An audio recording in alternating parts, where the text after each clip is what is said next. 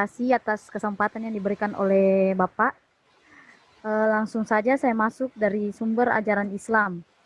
Sumber ajaran Islam adalah segala sesuatu yang melahirkan atau menimbulkan aturan yang mempunyai kekuatan yang bersifat mengikat, yang apabila dilanggar akan menimbulkan sanksi yang tegas dan nyata. Sumber ajaran Islam yang pertama yaitu Al-Quran. Pengertian Al-Quran. Al-Quran dalam bahasa Arab adalah kitab suci agama Islam. Umat Islam percaya bahwa Al-Quran merupakan puncak dan penutup wahyu Allah yang diperuntukkan bagi manusia dan bagian dari rukun iman yang disampaikan kepada Nabi Muhammad SAW melalui perantara malaikat Jibril. Yang kedua yaitu struktur pembagian Al-Quran. Struktur pembagian Al-Quran di sini ada 3. Yang pertama surah, ayat, dan ruku. Yang kedua yaitu Makkiyah dan Madinah. Dan yang ketiga yaitu juz dan mansil. Sejarah Al-Quran hingga berbentuk mushaf. Yang pertama yaitu penurunan Al-Quran. Al-Quran tidak turun sekaligus.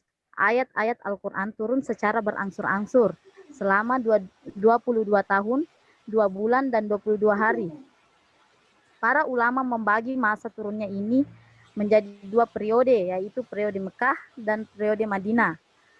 Yang kedua yaitu penulisan Al-Quran dan perkembangannya. Yang ketiga yaitu pemerintahan Abu Bakar. Dan yang keempat yaitu pemerintahan Utsman bin Affan. Selanjutnya yaitu hubungan Al-Quran dan kitab-kitab lainnya. Al-Quran yang tentunya menjadi doktrin bagi umat Islam mengenai hubungan Al-Quran dengan kitab-kitab sucinya. Kitab-kitab suci yang lain, maaf.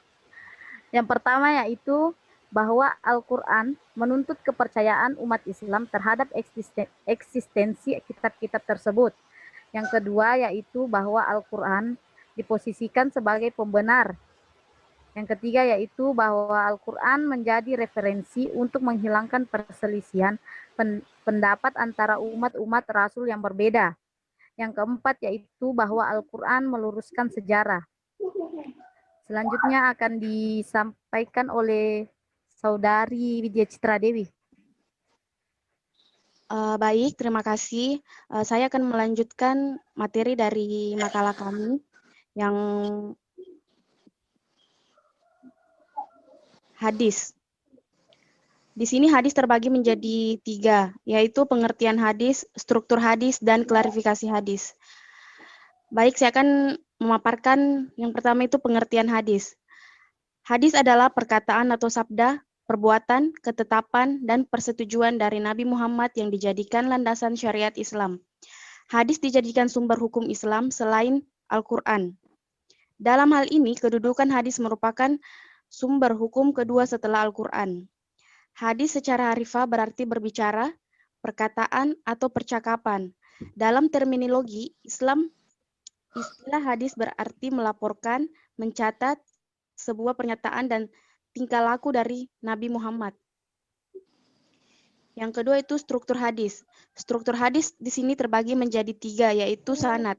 Sanad ialah rantai penutur atau rawi periwayat hadis. Yang kedua itu rawi. Rawi adalah orang-orang yang menyampaikan suatu hadis. Dan yang ketiga itu matan. Matan ialah redaksi dari hadis. Yang berikutnya itu klarifikasi hadis. Hadis dapat diklarifikasikan berdasarkan beberapa kriteria, yakni berdasarkan tingkat keaslian hadis, berdasarkan jumlah penutur, berdasarkan keutuhan rantai atau lapisan sanad, dan berdasarkan ujung sanad. Baik, materi selanjutnya akan disampaikan kepada teman saya.